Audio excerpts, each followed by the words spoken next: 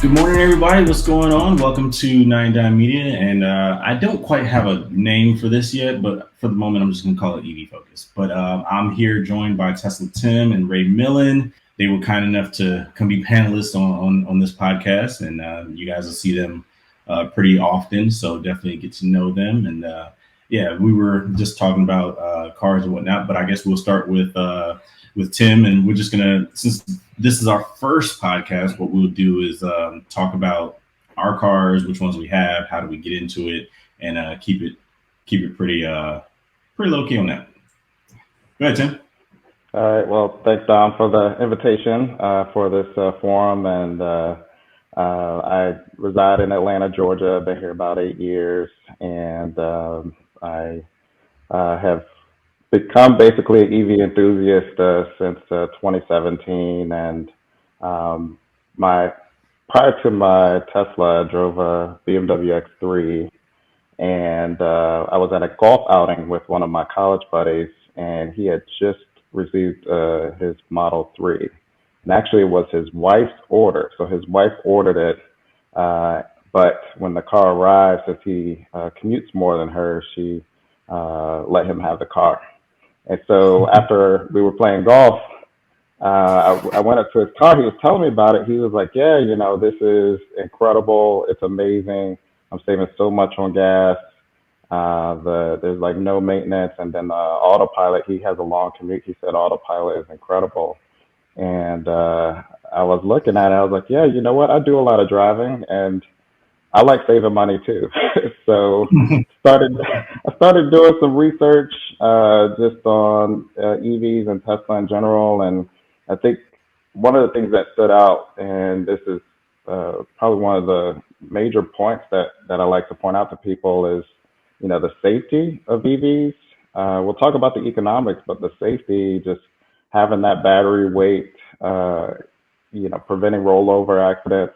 And then the glass roof turns out that, yeah, it looks fancy, but it's actually a strong safety feature. We've seen stories of trees falling on, EVs, and that glass roof protecting the passengers. And then not having an engine, that front crumple zone is a lot better. So, I do a lot of driving. I have a family. I've seen horrible accidents on the highway. I've known people who have been devastated by accidents. And so, number one, when I made the pitch to my wife, it was the safety thing, that really stood out. And then going towards the economics of driving EVs. So I found that the more you drive, the better the value proposition for an EV. And I can drive for my job up to 120 miles in a day. And, I was spending a lot on premium gas. And so basically, once I made the switch, I started to save a lot of money. And now even more so, the more you drive, the value proposition goes up, and the higher gas prices go up, the value proposition increases as well. So I'm starting to see, all of these benefits, and everyone, I think a lot of people focus on the sticker price of the car, but the long-term savings, I've had my car close to 5 years now, completely paid off. And then the other secret thing is, I get reimbursed for my miles for my job. And so the mileage reimbursement does not matter if you drive a gas or EV car. So when you're getting reimbursed by the government for your miles, and I told my friends who are realtors all the time, I was like, you write off your mileage, but if you make it EV miles, you'll save, and that might actually make money doing that. Oh yeah. Then the other thing is, a lot of the hospitals I cover, they have free EV charging. So my main hospital has, a handful of chargers. So, I was putting everything together and just saying, look, I can save money. I have places where I can charge for free. And then the safety was a key thing for me. And, not just for Teslas, but all EVs are going to be safer, less, prone to fires. And then the tech in a lot of our cars is way more advanced than traditional ICE cars. Hmm. So, factor in all of that, that led to my decision to place an order. And so I have a 2018 long range Model 3 that I love, and that I've had people ask to buy my car, and I was just like, you know what, I could make some money on it, but I just love this car. I might keep this car forever. I might not ever trade it in, but it's really done the job. And I have I have a family, 2 kids, and we've taken, we drive to Florida. We actually just took a trip to Ohio. We drove to Ohio, and in our car, we used to take my wife's SUV, but now the kids and even my wife, once she sees how cheap supercharging is compared to filling up a gas tank, she's like, "Yeah, we're taking your car, right?" And I'm like, "Yeah, we're taking my car." But I always tell people the space in the car, with the front, the trunk, and the sub trunk. Yeah, she's become a master packer, getting things in and using duffel bags to get all our stuff in. So people underestimate, the size and space in these EVs. And I have a Model 3, and the Model Y is even better with space. But you can fit stuff in and take long road trips comfortably. And so, since I've received a car, they call me Tesla Tim at work because I basically talk about Tesla and EVs all day. And when people are asked questions, and we'll talk about all the questions that people ask, I'm sure on this podcast. But I'm just there to answer and kind of take away some of these misconceptions, especially with some of the misconceptions that get perpetuated in the media. And I think, fortunately, a lot of companies have stepped up to, make EV ownership a lot better than what it was, 10 or 15 years ago. The cars have a lot of range. There are ample places to charge, especially on road trips. Is it, totally ideal yet? But every year it has improved in my experience. The price, is, they're not cheap, but when you're looking at comparable cars in the segment, I saw a post the other day. A Toyota Camry can go for 44,000 in California, and the Model 3 starts at 46. The cheapest Model 3. So, they are a little bit more expensive, but again, the value proposition really. That's why I can't stop talking about it, because I hate when people are losing money at the pump. Hmm. That's really the thing. Like a lot of people at work are like, "Oh, you talk about Tesla all the time, this and that." I was like, I just want you to know there are options for you when you're, due to replace your car, your lease is running out. And I always tell people, just test drive it. Just test drive one, just sit in one.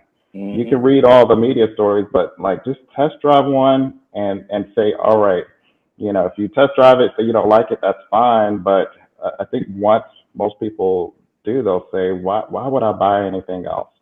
Yeah. See, I kind Yeah.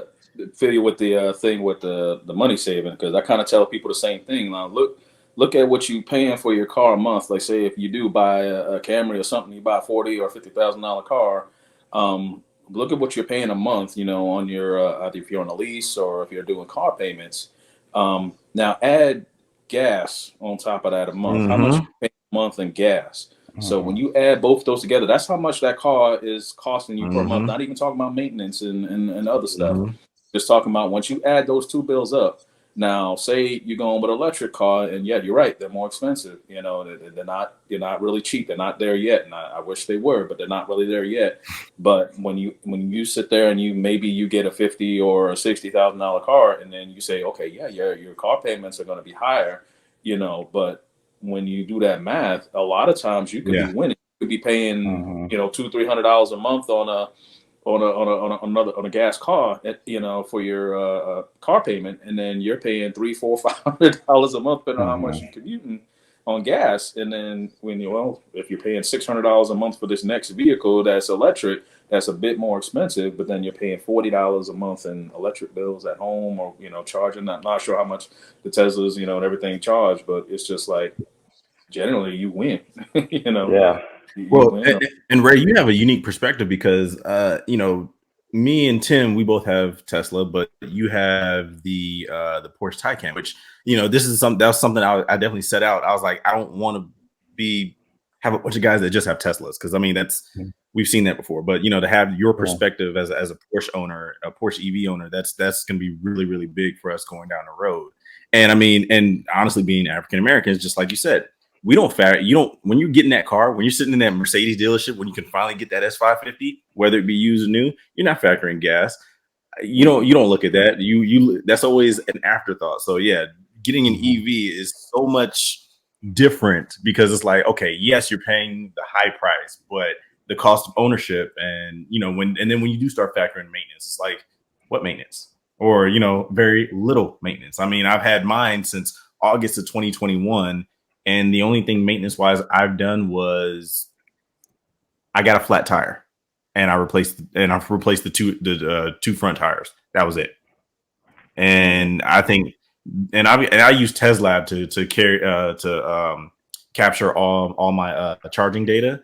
And I was looking at it the other day, and I think since that time, and we put 14,000 miles on it. We bought it; it was used. It had 9,000 miles on it, and the entire it only cost me $856 to go 14,000 miles so far.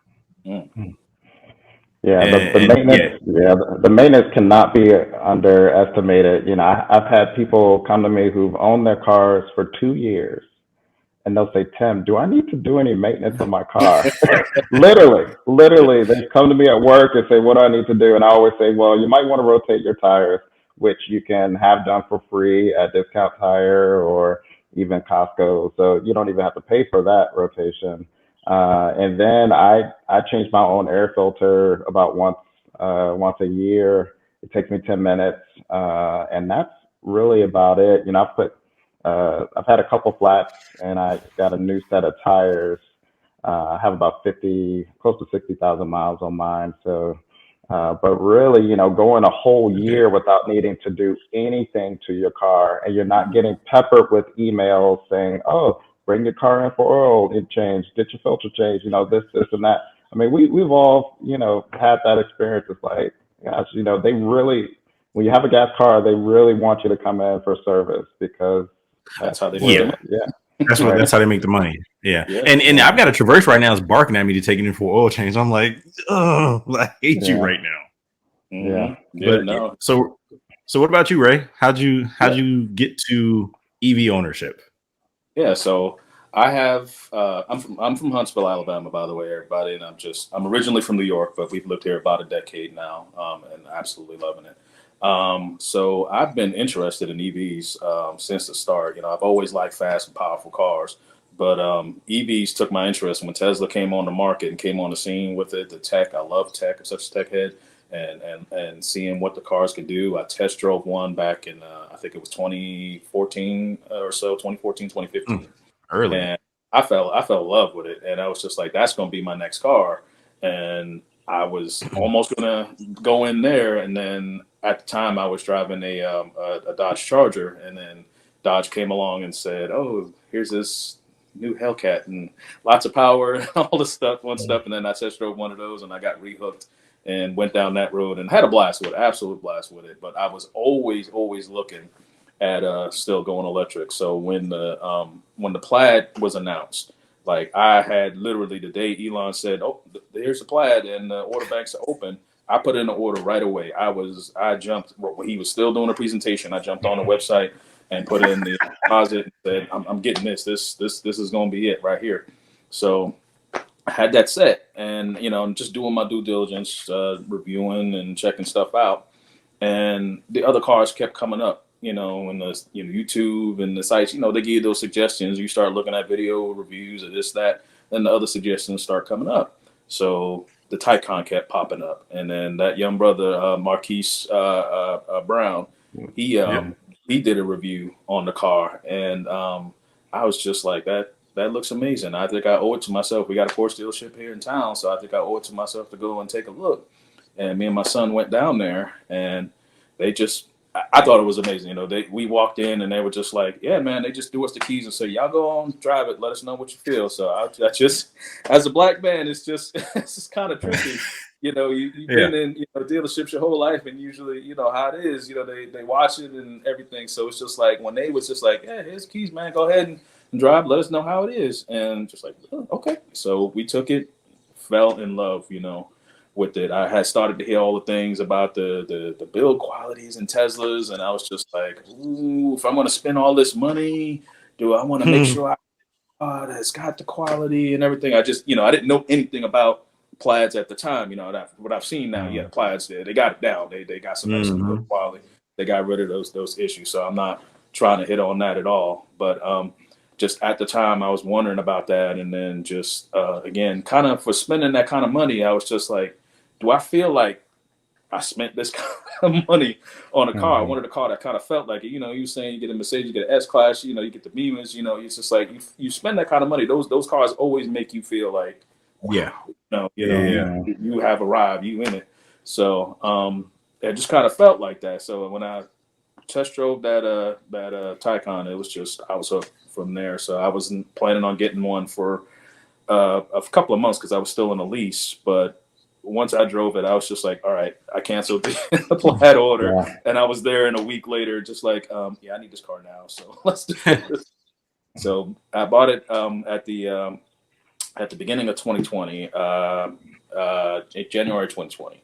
So it was only had a couple miles on it. So I have put about 25,000 miles on this car since. I drive. I love to drive. I feel all cars are meant to be driven. So I can't imagine myself having a car that just doesn't get driven. So yeah, we've done road trips to from Huntsville. We've gone to Orlando twice, Disney World. We've gone to Gulf Shores, New Orleans, Charlotte, North Carolina, and then the Tail of the Dragon as well. So it's just it's been easy. You know, it's obviously it would have been more easy with that Tesla Supercharger network because I see so many more of their chargers. So that's where, you know, we get a bit of a different experience. Our chargers for the rest of the cars are not as prolific as Teslas. And early on, the Electrify America, which is the default network for this car, they weren't. A lot of their chargers were not, you know, on point. A lot of times you get there and you would have issues. The charging station wouldn't work. You have to switch to another one. I think one time the station locked up, the software locked up, and it locked my plug in the car, so it wouldn't even connect. I had to get on the phone and call their service, and their service people are great, by the way. The EA service people, they are great. So you call them if you have any problems. If it's not charging, they will sit there and troubleshoot. They'll send some commands, you know, road commands, and they'll generally get it running. So they are really good. So I've had to call them, I think, twice, and both times they were straight. They rebooted the machine, and it came right up and it unlocked, and I just plugged into another one. So different, you know, it was different, you know, early on with those, you know, it was like there was nobody at the charges, and we were one of the few, and every once in a while another car come up, you know, we sit and talk. But we noticed now, we just went to Gulf Shores last weekend. The charges, they're getting fuller. They're getting fuller. People are showing up. Now we're seeing other Taycans, we're seeing Mach E's, seeing you know, just the ID4s and just everything. I think this last trip we just saw the Mercedes EQS SUV, which isn't even on the market yet, because they build those down here in Tuscaloosa. Right. So I was talking with the guy who worked for them, and it's like, yeah, you can take a picture of the outside, but the inside isn't released. So, you know, but it still looked in there gorgeous. But yeah, you drive around down here and you'll see them out there testing at the charger down in Alabaster down there, Birmingham. So he's like, yeah, they'll be out there testing all the time. So, but you see more cars, more people at the charging stations, and we just, you know, waiting for that infrastructure to increase. They're supposed to be building an Electrify America here in Huntsville and a few other towns in Alabama, because right now there are maybe a handful of Electrify America chargers in the entire state. There's no high-speed charge point EV goes. There's none of those here. So outside of the Tesla superchargers, which I'm sure there's got to be at least 20 or 30 in the state. They just built one here in Huntsville. Well, that's going to be interesting here soon, because if Tesla does open it up to you know, all EVs, I mean, that'd I think you probably have to get an adapter, but essentially Yeah. that should bode well pretty well for you, especially or most people that drive EVs along the same routes that you have, like the Tesla Superchargers. And I mean, yeah, Tesla is. I would love to see Electrify America invest more into that because, and here's what I say: everything that Tesla's doing, it's not like everybody else can't do it. Yeah. It can be done. Like I think where Tesla's advantage is the fact that I just put in my information into the car on my account and it's linked to the car. So then no matter where I go, the car knows where to bill me. That part is to me rather intuitive because it's like, yeah, it gives you an advantage over the gas pumps because it's like, yeah, I just plug in the car. I mean, the cars are smart enough now that, yeah, you put that information in there and it knows, hey, I'm going to use this card because it's on the account. And just have that two-way handshake. I mean, you're in cybersecurity. So, I mean, the technology behind it's not hard. I mean, you can do it to where it's actually done in our cars, model year 21 and beyond. I don't have it in my car. But in model year 21 and beyond, the Taycan actually has the plug and play. So you can just pull up to Electrify America, plug it in, and it'll do all that communication. It takes longer than Tesla does. Tesla's, it communicates fast and starts charging within a couple of seconds, but it'll take it about 30 seconds to a minute, and then it'll kick off the charge. But I mean, it's not really that hard for me. And so I just pull out the app. When I connect it to the station, I pull out the app, put a Porsche app and say, I'm here, charge at this station, and it kicks off. Well, we have ChargePoint at my job, and I use that one pretty well, a lot. And I do like theirs. Theirs is really good, where you just pull up, you pretty much you have the card on your phone, like if you have an iPhone, you just hold it up to it, and then that's pretty intuitive too. I like that. I like the fact that you could make a mobile pass for it, and then do an iPhone. I just go right up to the station, double tap and let it do its thing. So I wish they had more of them out here. They got a couple of slow charge points out here, like the Whole Foods here has one. So if we go shopping there, then I'll just plug in and run on in and do what I got to do. But you ain't gonna get much, coming out of something like that, and that leads to that other discussion about when this infrastructure is gonna increase to make it a bit more feasible. Like I know there's like Texas is doing, and I think Georgia wants to do it as well. Is they're trying to put those, because I think they put it in the bill anyway, that they want those chargers every 50 miles along every interstate. Would be great to do that, because for Teslas, you guys, like say for me where I'm at, my wife, her parents, they live out in Shreveport, and to get here from Shreveport, it's two major highways, 65 and 20. There are no chargers outside of Teslas along I-20 from when we run out of chargers from Birmingham, that Alabaster charger. There's no chargers on I-20 going west until you get to Dallas. Ooh. That's like a 700-800 mile gap. No car exists right now that can run that gap. Right. Teslas, y'all got superchargers along I-20. Electrify America, ChargePoint, nothing. There's nothing high speed. Excuse me. So I could stop at a hotel or something and charge overnight. I can use the Tesla destination charger because I have the adapter. But the superchargers, there's just nothing we can do until you open that network. So we are hoping they do that soon, as well as EA. They say they're going to expand that way as well and cover that gap. But it's rougher for non-Teslas out there, but it's still doable. There's another route we take, but it would add like an extra hour and a half or something on it, where it's just not worth it. So that's where keeping a gas car kind of still comes in useful. There's sometimes you don't want to take the extra time, and it does take extra time to charge. It does take. Sometimes you got to route a little bit different to get somewhere. So where if you can keep a gas car and an electric car, it's not ideal. It's not for everybody. That's a lot of money. But if you can, you don't have to go all in electric. You can have one foot in, one foot out. And that's what I theorize too. And I guess I'll get into my story. But so for me, I followed Tesla for probably since 2017, 2016, maybe like right before the Model 3 launched. And I always it was in the back of my mind. I was like, whatever. All right, cool. And during the pandemic, that's when I really just started because my wife started getting the stocks, and then that was when I started learning about Tesla and how far they're going. And I'm like, man, if they're doing this much volume and this much profitability, like, what are the, it's like, what's their product? And you start looking into their product, and it's like electric vehicles. Okay, all right. I always heard of it and never really thought anything of it until like I said, the Model 3 came out, and it kind of made it a little bit more affordable. And during the pandemic, my wife, we were leasing an Infiniti. And I've owned, like, over the past 10 years, my wife and I, we bought probably like 15 cars. And, just trying to find that car that suits me. That's that, I'm like, I need a car that suits me, really. And we had our lease for an Infiniti, and then we had just bought the Traverse because we had just moved into our house. And I just got rid of my motorcycle. And then our lease was up, and then we bought it out and gave it to my mother-in-law. Because she really liked the car, because during the last year of the lease, she was driving it anyway.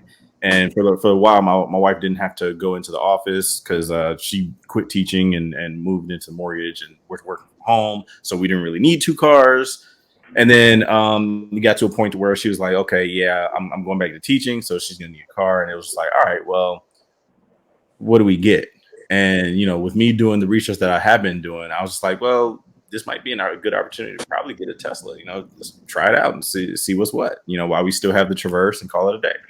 So we found one used out in Cary, and we bought it, and it was in good condition. It's a Model 3 Performance 2020, and I was like, yeah, this is cool. And we drove it home, had to charge it once in Siler City, and even that was really, really good. It was the first charge. My wife drove it home, so I was like, I was eager to drive it. She's like, well, who's gonna drive it home? I was like, in the back of my mind, I was like, me. And I was like, nah, I drive with the kids. Don't worry about it. Trying to play it cool. And we got it home. And then for like that first month, we had to use the 120 outlet charger.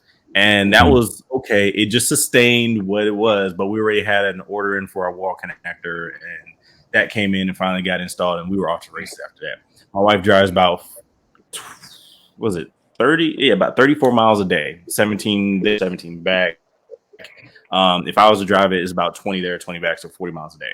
I started calculating and started looking at our life. Was like, well, we don't really take too many road trips like that. So, I mean, people's like, oh, well, you need to buy the most range, blah, blah. And the performance, I just wanted a Tesla. I didn't care if it was standard range, long range, but the performance was a decent deal at the time because it was in the middle of prices going up and down. And it was just like, okay, well, I'm just going to get this. But yeah, we don't really do a lot of road tripping. I mean, we do here and there, but it's not a lot. And I calculated that because of that, most people do a lot of driving in the city that they live in anyway.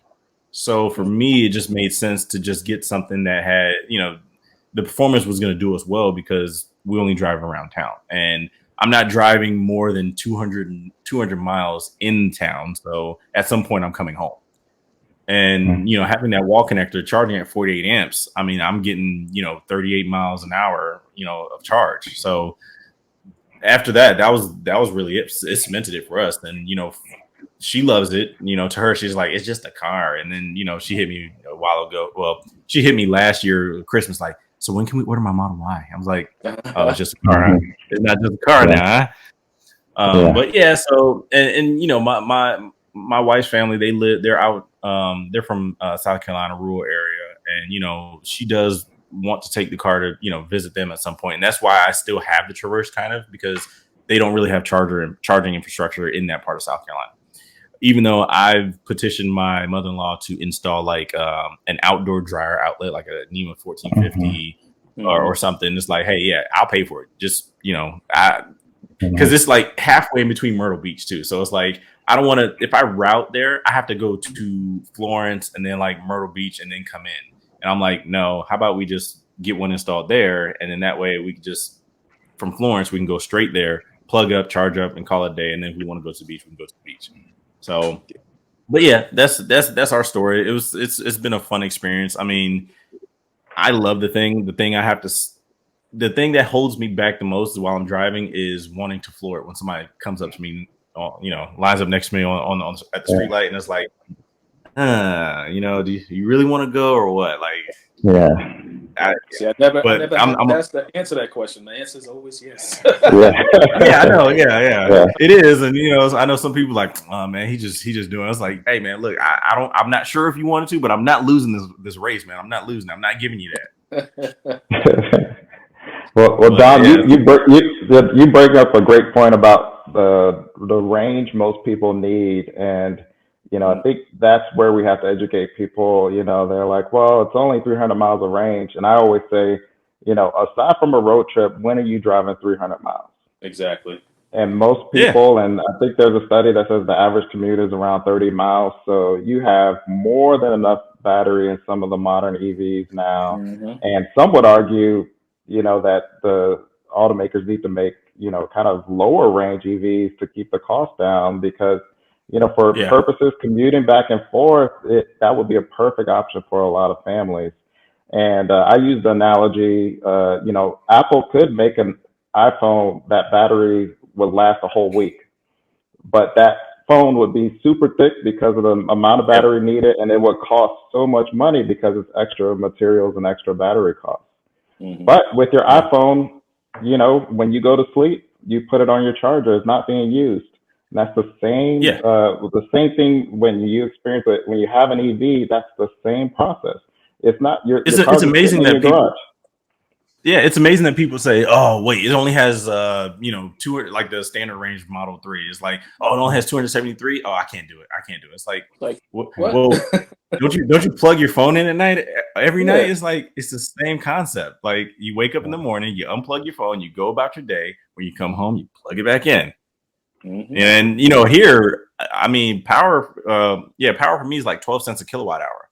So I mean, for me to and I always charge the 80. I'm the 80% guy. So I always charge the 80. That's my hard stop.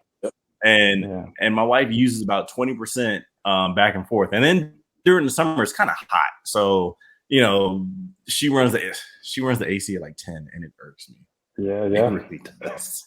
But I know she's trying to cool the car down. But yeah, so I mean 20% when she comes home only costs me like $1.29. And that's and I tell people that all the time. They're like, "Yeah, how much does it cost to charge?" I'm like, "Well, the range that I use about $100, about $1.29. Call it a day." They're like, "What?" And the crazy thing, they don't even believe you. Yeah, and when I was doing my research, those prices, So when I was doing my research, I was doing all the calculations, and the money that I was saving was significant when gas was just at $2.50 here in Charlotte. Now gas is $4.50. I was like. I turned to my wife one time. I was like, "Who's the man?" I know I didn't predict it, but we were in the right place at the right time. But it's like right now I'm saving so much on gas. It's absolutely insane. Like that calculation I did where I spent $856 basically for the year. I think the other end of it saved me like $1,300. So it's like, well, all right, cool. That works. No, I've had several people, here we are, Alabama, so we got a lot of folks who are just like, want to make it a political statement and an issue, come up with stuff. And it's just like, you're like, oh, I had somebody of mine told me, it can't possibly cost you less than it costs to get gas to charge up your car. And I'm just like, we have some of the cheapest electricity in the country, 10 cents a kilowatt hour here. The electricity is plentiful. It's cheap. We don't have problems with our grid. I know, they've had some issues in Texas.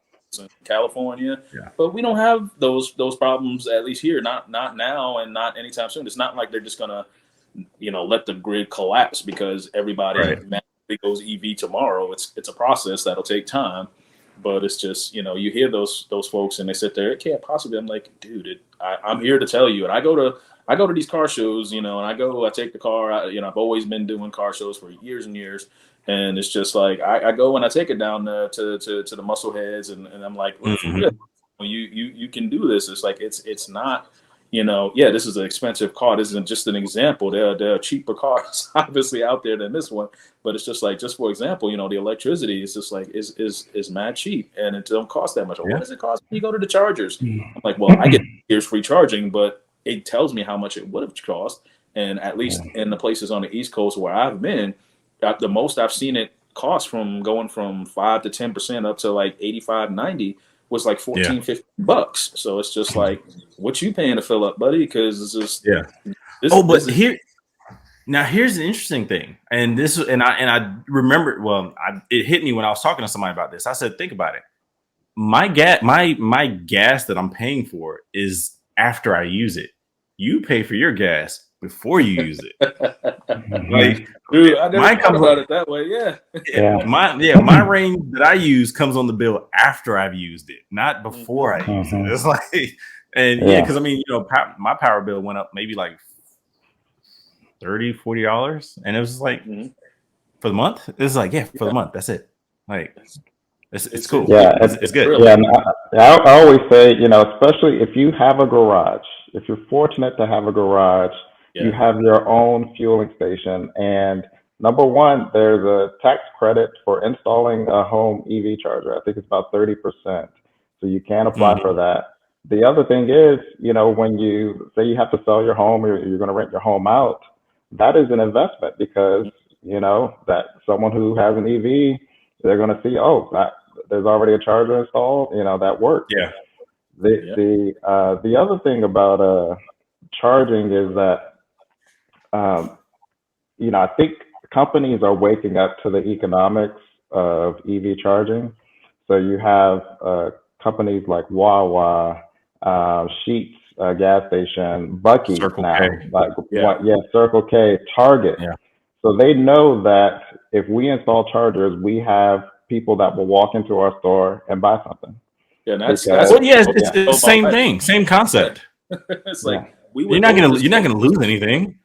Yeah. If you had a high-speed charger, you're gonna have somebody there for 20 minutes to an hour, depending on their car. But if you had even the level 2 and they want to get a good charge, put it in front of a store, like you said, just like that, and we're gonna walk in. We're gonna, as opposed to someone who goes to the gas station, they get the gas. Road trip, you get the gas, go to the bathroom, out. Quite often you don't pick up nothing, but someone who's sitting there might be sitting there at a high-speed charger for 20 minutes. Will say, might as well go in and get some snacks, get a magazine, whatever. You're gonna go in and you're gonna spend money. That's how gas stations make money. They don't make no money on gas. They make their money coming in and making a purchase. Who's more likely to purchase? So and I've always been on a lot of road trips. And for me, I like the fact that you do get those breaks. Depending on how far you're going, like we've gone to Jacksonville, we've gone to Atlanta. I don't really travel too much up north, but those trips have been good to me. I mean, and like going to Georgia, I only have to stop once, but for me, I calculate I want to have at least 50% when I get to my destination. So I stop again just to kind of just top off a little bit, just so I can drive around. That's the only. Now I will say that's the only difference. When you get to a destination, when you plug in your destination in the Tesla, it's just getting you there. It doesn't care what you have when you get there. It's just getting you there. So it does take a little forethought on your own side to say, okay, you know what, maybe I need to stop again. Just to add an extra 20-30% so I can have a little bit to drive around. Porsche's route planner will do that for you. You can tell it that I want to arrive there with a certain amount of charge. Oh, that's good. Hey, Elon, you need to get on that because I know. Yeah, definitely, because it does make a difference. Because I know when we go to the beach, we'll usually rent a house that has garage access. So, I can go in on, basically running on like 2% battery, knowing that I'm just going to plug into that 110 outlet at the beach house. Yeah. And so when you're taking road trips, if you have, and that's the other thing about EVs, if there's a 110 plug available to you, you can just park your car. And, on our beach trips, we're not doing a lot of driving. So once we get down there, the car's just, trickle charging to that, that slow outlet. But the other thing about charging is when I go to the airport, the free charger's there. Like, when's the last time you went to the airport and someone gave you a free tank of gas? Yeah. When's the last time you've been to a store and, you plug in for, 20 minutes and you basically covered the cost of that trip to the store? So there's free charging in a lot of places that a lot of people don't know about. And that's why, I educate some of my partners, at the hospitals we cover. I actually just got an email that another hospital installed some EV chargers for the employees. So, there are places you can plug in for free.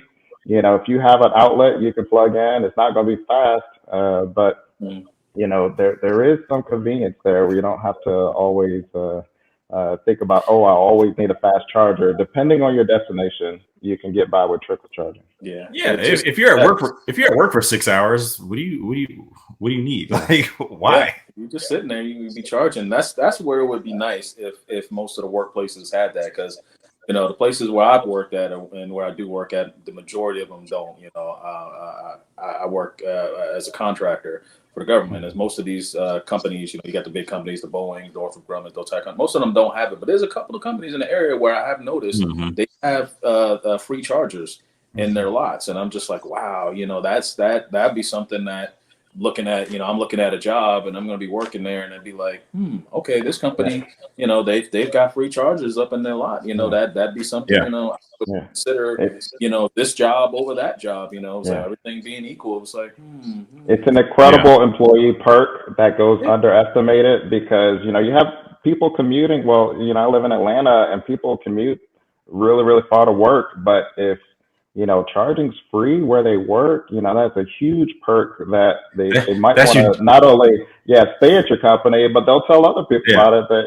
And so it's a huge, it adds to employee satisfaction when you say, all right, we're going to take care of you. And for the company, electricity, like for us, even at home, it's a drop in a bucket. it, But if it, you can retain employees, you'll make that back up, and exponentially, just with the electricity cost that you're using to provide free charging for your employees. And I'm pretty sure as a business you can write that off. So it's like, Right. it's not much at all. But yeah, I mean, at my job, it was one person that got a Tesla, and then I got mine, and then we had a third person. And it's like, I can only imagine, like, this time next year, how many more people will have gotten an electric vehicle, and then we only have 2 chargers. So it's like, once that happens, you're gonna have to install another one. And which is not difficult for them to do, but it's like, once you start installing more of them, just like you said, Tim, it's like your job giving you a way to get to work. It's like, you're supporting me trying to get to work. All right, cool. Hey, that's add that to the benefit.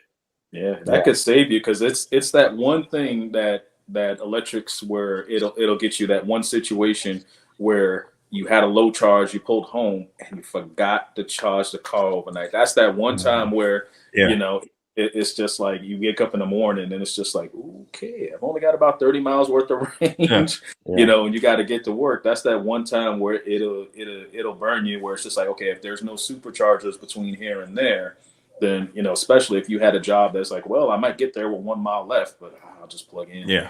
and I'll have I've done that before. Work. Yeah, so I did that the other day. I forgot to plug in the car. My wife was like, "Oh, you didn't plug it in." I was like, "Oh, dang it!" Right? Yeah.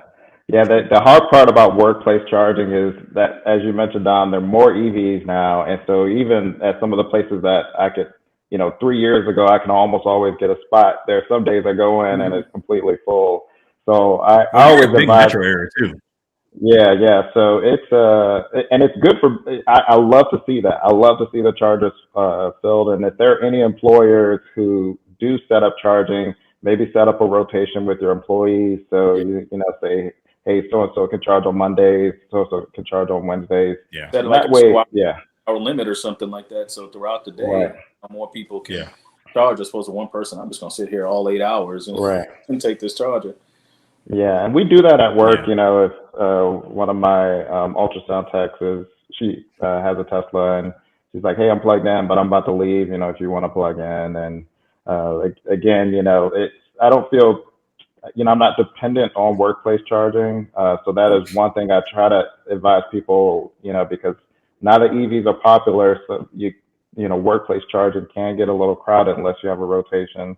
But again, setting up a home charger is an investment. It's but it's gonna save you a lot of time. It's always gonna be there. It's gonna add value to your home, and again, it'll give you a consistent place where you can get a quick charge. So what do you guys have at home? So for I have a NEMA 1450 plug. I put it in the garage, and then Porsche actually sells a unit that they custom make. They have one that's just a dumb wire, and then they have one that has an actual computer in it, and it'll sit there and various settings and things, set up profiles for charging and stuff like that. You could do smart charge. They have some kind of home electric system that it's compatible with. I've not seen or heard from anyone who's actually used that. I think that thing is kind of fallen off. It's not like Ford with that whole reverse charging, which would, oh my gosh, that's so big. That would be awesome. But yeah, so I just did that, and it didn't cost me much at all because the wiring in my house, the house isn't that old, so they didn't have to upgrade anything. Had an electrician come out and look and see and make sure that it could handle the 80 amp circuit and everything. And then he was like, "Yep," and it was $50 for the part, and then it was like $100 or something like that for him to install. So it was a quick boom, and and he was done. Had that out there in the garage. So if you have those situations where your wiring is good, your panel can accept the extra load and everything, then it works out great. That doesn't work out for everybody. Sometimes you got to get some major electrical work going, and it might cost you some $1,000-something to get it installed. And then some of the units, they're different prices, $200, $300, $600, depending on what type of unit you get aftermarket, or if you get one from your dealer or something. But yeah, that's all I did for mine, and it's worked great. Yeah, so that's all I have. I have a NEMA 1450 in my garage. Fortunately, my electrical panel is right in the center of my garage. And when I bought my car, I was trying to figure out, all right, who's going to come install it? And in Atlanta, I was shopping around. I got a couple of quotes. One was like $700, one was like $1,000, and I felt like, man, that's a lot. And I actually went on, at the time, Amazon no longer does this, but they had a Amazon Home Services. And one of the services was EV charging setup. And so they would set up a 1450, I believe it was like $500.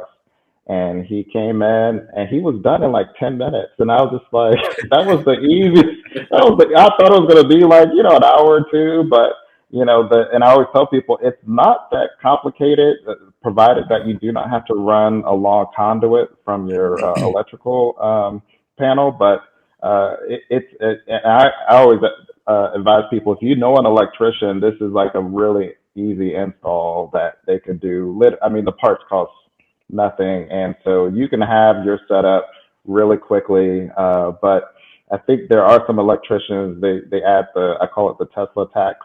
So if they know you're putting in a charger for a Tesla, they might raise the price a little bit. So I say shop around, get several quotes, and if you know anyone who's handy or can do electrical safely, I've heard some people that say, yeah, my electrician just put it in for free, because it's not a complicated install, and the parts are not that expensive. And I do not have a high power wall charger, so I just use my mobile connector that came with the car. Thank goodness Tesla, added that back as an option. They took it away for like a week or two, but I just have the cable that came with the car, and then the 1450 adapter, and that's all I have for my charging setup. And so really quick, 10 minutes, my charging was set up in my home. Well, I was definitely the victim of the Tesla tax. Mine cost me $1,300, but that included the wall connector too.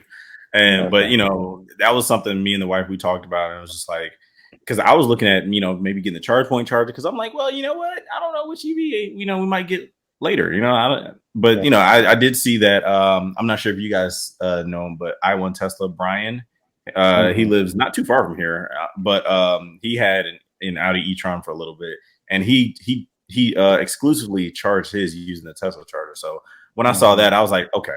But my wife was like, hey, we're gonna go all in on electric, just get the Tesla charger. I was like, okay, all right. Yeah.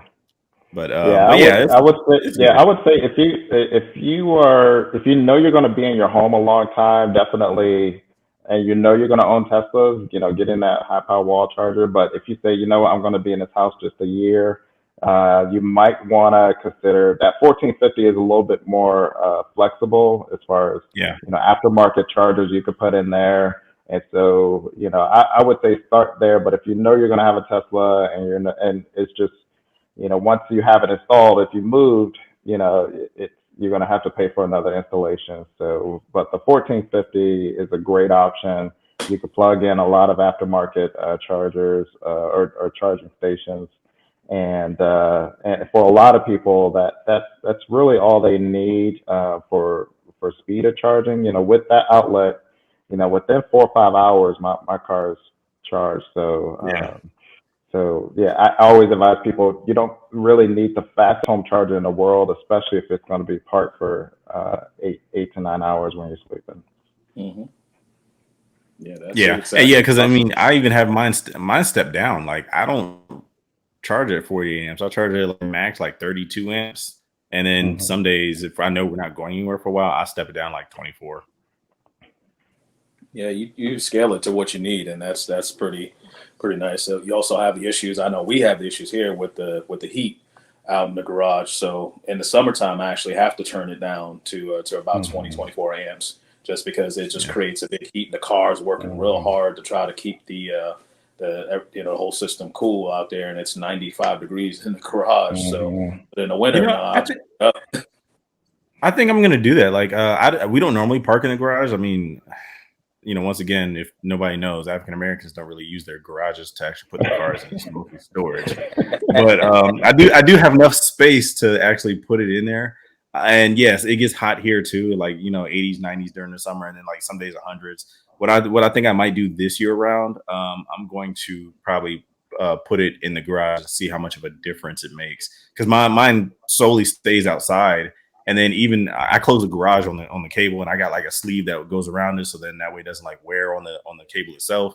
And that's worked out really, really well for us, because like I said, I've got kids, and if they want to go out in the garage, fine, have at it.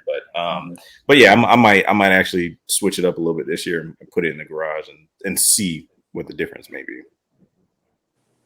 Yeah, no, we could only fit the one in ours, and that was part of our equation too when we were thinking about it. Like we were talking earlier before we got on here about getting a second SUV. My wife got her SUV, and we were thinking about going with an electric, and for a couple of reasons it didn't work. And one of those was just we can only fit one vehicle in the car, so we have to come up with a method, like you were saying, to be able to run a cord outside to it. Both vehicles can charge at the same time, potentially put up in another outlet or something like that. That, and then the fact that we were talking about you guys looking at third row SUVs and whatnot, and it seems like on the market right now, Tesla's about the only game for a third row SUV. Just about, I think there's one. The Rivian R1S. That one. They just started that one. R1S. Yeah, and then that Mercedes EQS that I saw, they said that that's going to be a third row as well. Yeah, the EQB. Yeah. So that's going to be another third row option. They're coming. The third row option. Yeah. It's just there was not a lot of options, and my wife just did not want a Model X. So I was just like, Model X, I'm cool with that. She had something that had that third row for her, so she could move the dogs around and everybody could be comfortable in the car. So, it was it just was what it was. It just didn't work out for us, but we might, look at it again in the future, and see once these options start coming out, because we really like the look of the Cadillac Lyric, man. That's an amazing. Oh yeah. If you guys are interested in what the interior of the R1S looks like, Justine and I can't remember her sister, but her sister, they both did videos on that car, and man, like if I want an electrified version of Traverse, that is it. Like I'm upset I never put a reservation in now, and I didn't think I was gonna like it that much. I do like the R1T, but the R1S, for a person that has 4 kids and family of 6, that would be perfect. That truck is real nice. I've seen it a couple times in person, and it's been mind blowing every time. It's just it's amazing. They're coming. Yeah, they're incredible options for people if you want to make the transition. The only problem is the wait times are long, and I have been advocating. I sent out a Facebook post about 3 months ago. This is before the gas prices spiked. I said, if you're at all thinking about getting an EV, just test drive it and put your order in now. And even if you back out, at least you're in line, because what we've seen is as gas prices spike, the demand spikes for all EVs. And so that adds to the wait time, and the production is higher than what it used to be. But Now we're just seeing, this is the reason why we're here today, just trying to educate people on the Yeah. benefits. But these conversations are happening. People are starting to Yes. do the math. It's just like, man, do I really want to, keep filling this gas car up? And I've, encouraged people, you don't have to like replace both your cars. Just start with one EV. Use that EV for all your, commuting, your, trips to the store, taking the kids to soccer and back. Work that EV to try to Mm-hmm. save and try to fight the inflation from the gas prices. And then you can always have your gas car, but you'll find, Dom and I are in the same position. Is just like, actually, we're okay. We could probably go with two EVs. Once you figure out how to, get used to driving an EV, charging it, what it entails, which is actually way more convenient than your gas car. I mean, Mm-hmm. how many times do when you had your gas car, you got out and it's like you're about to, leave your driveway. It's like, oh, I'm on E. I got to stop, before I get somewhere. But now with the EV, it's just like once you go out to your car, you're ready to go for your day. And for me, I only plug in my car like once or twice a week, depending on the driving I'm Yeah. doing. So that's another misconception. You don't have to plug it in every day. Like you can, uh, so if you have two EVs in the house, one can plug in on one night, and the other can plug in another night. Again, if you have Mm-hmm. 200, 300 miles of range, you're probably not using all of that through the week unless you're doing heavy driving. But Or you got a heavy yeah, foot. right, yeah. The convenience is great, and the one of the other misconceptions like cold weather, or even hot weather. Hot weather and cold weather affects the range for both EVs and gas cars. When your AC is Yeah. running or your heat is running, range is decreased with both of those types of vehicles. But a lot of vehicles have new heat pumps now that help with the cold weather range. And again, even though you're spending more, like I'm blasting my AC on 10 because it's like 120 degrees in Atlanta these past couple of days. But still, the cost to fuel the car, to power the car is just way cheaper. Despite me running my AC like that, still plugging in the same amount of times as I was before the weather was hot. Yeah. Yeah. And I mean, yeah, you do lose some. Hmm. Yeah, like you said, you do lose range in the cold, but Tesla's made it easy to where and I don't have a heat pump, but what I do is I precondition the battery at a certain time. So while it's still Hmm. plugged in, that's Yeah. one way that Yeah. we fight that. So in that way, the batteries are warm, ready to go, even if no Hmm. matter how cold it is outside. And Yeah. that is such an underrated feature. Like cars Yeah. frozen over, it's like defrost, and it's Yeah. done by the time we get out there. Yeah. And you can run it in your garage, not worried about carbon monoxide or Yeah. anything like that. That's Yeah. the That's other thing. that's Yeah. awesome to be able to sit out there. There's been so many times we sit out there, in the car and cleaning it, or I'm just playing around with the tech and messing around Yeah. with the buttons and stuff like that. You know how it is. You get out in the garage and it's hot or something.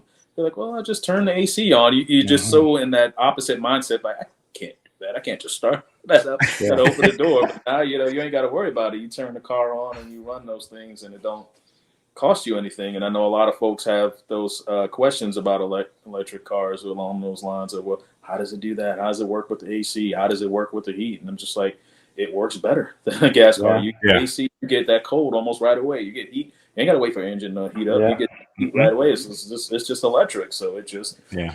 it's instant. So And then what about the lifestyle change? It's like when you used to leave the house, well, especially with the advent of the cell phone, you leave the house, you check for three things: wallet, keys, cell phone. Now it's just like wallet, cell phone. Like that is weird. Yeah. For a while it was weird to get used to. It's like I'm missing something, but I'm not. Hmm. And Yeah. it's like, yeah, when I leave the house, it doesn't. And this is why I can't wait to get the second EV, because at that point, it doesn't matter which car I walk up to. As long Hmm. as I have my phone, I just get in any one of the cars and I'm out. It doesn't matter. It literally doesn't matter. that I don't must have be to be like, nice. We don't have that feature, but that must be nice. I still got to carry a normal old car key on that one, but that's a feature I would love to have, to be able Yeah. to Yeah, and I've seen a lot of people complain that it doesn't work. I'm like, the only time I've noticed that it doesn't work is if it's in my back pocket and I'm standing forward. But that's only because what most people don't know is that some bands of connection don't go through human bodies, and that's what I found out. So if I take it out of my back pocket or have it in my front pocket, I don't have that issue. Is it using NFC or is it? I think it's Bluetooth. It's Bluetooth. Okay. Yeah, it's mostly Bluetooth. Yeah, because if it's in my back pocket and I walk up to the car, it'll either wait for me to turn a certain way to actually grab the connection, or I have to take it out, or I have to just wait. And but by the time I take it out, it's like, oh, hey, you're right here. But yeah, so that's what I theorize. It does. The Bluetooth wave doesn't go through your body. It can't travel that. It's very cool. Yeah, no, I would love to have that feature. I know they said that Apple is releasing some new feature that's supposed to be compatible with a lot of cars, but it's just at the same time the automaker has to put that in, and just wonder if they gonna bother with the older, quote unquote, older models, or are they just gonna say, nah, from iOS 16 and 2024 model and beyond, we'll make it compatible. But well, I would only assume Porsche has that technology already. It just hasn't, because I think when they unveiled like the phone as a key through Apple, I think that was what, a year ago, 2 years ago. So I mean, if the fact that you've had yours already, I don't see why it can't. But yeah, I'm sure it just depends on the maker and if they've already accepted that and thought of that.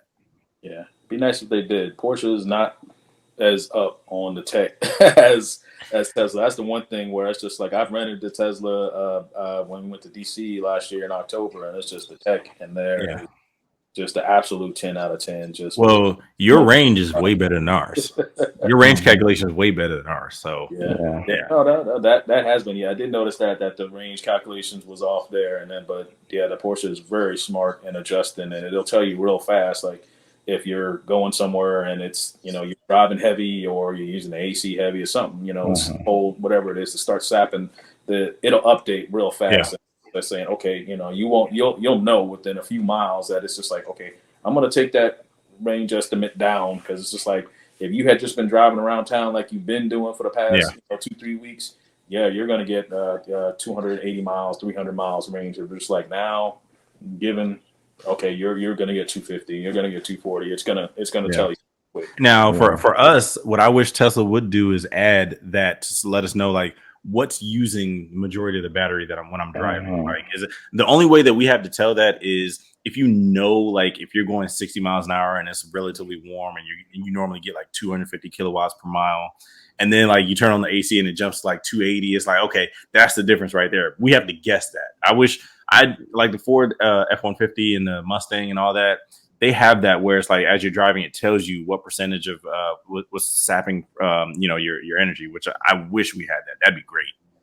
Yeah, no, that is awesome. We don't. Yeah, it doesn't tell us particularly. It just does all of that. It's transparent to us as the users. So it's whatever it's doing in the background and using that to figure out how much its range is. It's not known to us, but that would be a great feature. I didn't know if it had that. That's awesome. I really want that. If there's any, because I mean, out of all these apps that pull data from these cars, I'm like, Tesla, you can do that. That's not a problem for you. I mean, you guys are pretty good at shifting and doing all this anyway. So, and we just got an update recently. I'm not sure if Tim got. I'm sure it is an update to how the range calculation. Which it's still interesting that even now it's still updating its algorithm and battery management system to give you more accurate readings. Now it factors in wind and elevation, I believe. Update. So, but I always tell people when I'm on a road trip, I just stop when I need to stop, and I don't really. I've stopped when I first got my car. I was so focused on the range. And now it's like with kids, if they're like, all right, I got to go to the bathroom, I just, look, what's the next supercharger, and then just plug in there. And, the one thing, and Ray, you mentioned about the tech and going back to the overall price of the car. And it's just yes, you pay a little bit more, but I would say from my experience with Tesla, the tech and autopilot, I mean, on road trips, I mean, there have been times 95% of the drive is like on autopilot. And so, when I drove 12 hours to Ohio, I got there, I was refreshed because, I was paying attention, but the car did a lot of the driving. It takes a lot of the stress out of the road trip. So although the charging takes a little bit longer, I always tell people, how much would you pay for a chauffeur to take you, from one place to another? Like, what would that car service? How much would that cost? But Yeah. when you buy, some of these modern EVs with this advanced cruise control and autopilot, I mean, it's invaluable. Like, and Tesla just released the enhanced autopilot option is now back, and the full self driving. Yeah, it's expensive, but I have to tell you, I've been using the beta, and Oh, nice. I didn't know that. yeah, it's been taking me back and forth to work, and it's a little stressful. I will tell you because I'm like, but it's amazing what it does, what it recognizes, and for highway driving, I mean, it Oh, is incredible. And so I like people cannot, really fathom like how valuable that is. And yes, you're gonna pay a little bit more, but man, when you take an 8 hour road trip from Atlanta to mm. Orlando, and you're basically just you're a passenger, you're paying attention, but really the car is doing a lot of the driving. It makes road trips so much easier. Yeah, that mental fatigue is gone, and and as a person that's driven a lot and rode in cars and a lot, yeah, it's like, yeah, when you get someplace after a 6 hour drive, you're like, look, I don't want anything, just give me something Hmm. to eat. I just want to sit down. I don't want to do anything. Now it's like, yeah, like like I said, I live in Charlotte. I live at the top of 485. So like my father, he lives at the bottom of 485. So it's like, yeah, I get on, put on the cruise, put on autopilot, and just sit there talking to my wife. Like it's been most times where during road trips, I sit there and talk to my wife. Like it's interesting. Like Hmm. the car is driving, I'm looking, but I'm paying attention to what she's saying and just ready to take over, but not mentally driving. It's oh man. Yeah, Yeah. I can only imagine with full self driving, that would be great. Like if I could just pay for auto lane change, just that Yeah. feature alone, that'd be great. I'll take it. Yeah. Well, that just came back. I don't know if you saw it. It came back a couple Yeah, of days but ago. I don't have $6,000 Yeah. over. Like I don't, Yeah. as much as That, I that, want it, it's like, man, you got to put me on yeah. a payment plan or something like. Yeah. But here's the other thing about the automated driving. So what Tesla has is not new. So, Yeah. Mercedes, BMW, they all have their kind of lane keep assist, traffic aware cruise control. It's just when you buy those cars, it's options that you add on, Well, but and yeah. the difference that I tell people is like Blue Cruise and Chevys, and those have to be mapped. Hmm. Whereas Yeah. the difference is Tesla, the cars, and I tell this to everybody, the cars can actually see. So Hmm. they don't need, if I'm not sure if you can do it on the FSD, but I know like on regular roads that are mapped and whatnot. Well, not mapped, but like have lines and whatnot. The car can actually see, so it's Yeah. reacting to what it's seeing, not what's mapped onto the onto the GPS. Like when you pass road signs, the car can see Hmm. that road sign and now puts it into the car. So Yeah. that and this is crazy because it's doing it with like, what is it, 1.2 megapixel cameras too. Yeah. Stuff that we'd be like, yeah, I'm not using that. The car's like, yeah, this is what I use all the time. Yeah. And I wouldn't, and for some of the other EVs, I would love to see like how they, because I think Porsche, they do the same thing as like most of the other cars where they have lane keep assist and whatnot. Yeah, it's called And the InnoDrive is what they okay, have. Hmm. It can do lane keep assist, and it keeps the distance, and it can do that. It can't do the lane changes, and yeah, it don't do side streets and lights and signs like all yeah, that. mine doesn't. I rented that Tesla and tried that mode, and that was beautiful. Like you said, that's again where that tech in the Tesla is just kind of almost worth its weight in gold, because it's a totally different experience. Yeah, Yeah. And but I think, one thing about historically, when you buy a car, you're always taught that, yeah, as soon as you drive it off the lot, it's going to depreciate, $10,000, $15,000. But I know that all used cars have inflated values, but I mean, EVs, if you own an EV right now, that you have something that a lot of people want. And so when you're ready to sell it or ready, and it's going to add a lot of value. So I told people now, like, get your orders in. The prices are only going to go up. But when you buy it, although it's a little bit more expensive, it's going to hold its value. And that's been shown for not just Teslas, but a lot of EVs hold their value, especially now with gas prices so high. So that is another thing to factor in that, I've had a couple people ask to buy my car. It's almost 5 years old now. It's just like, if I'm going to sell you my car, the price I'm going to tell you, you might as well get a new one.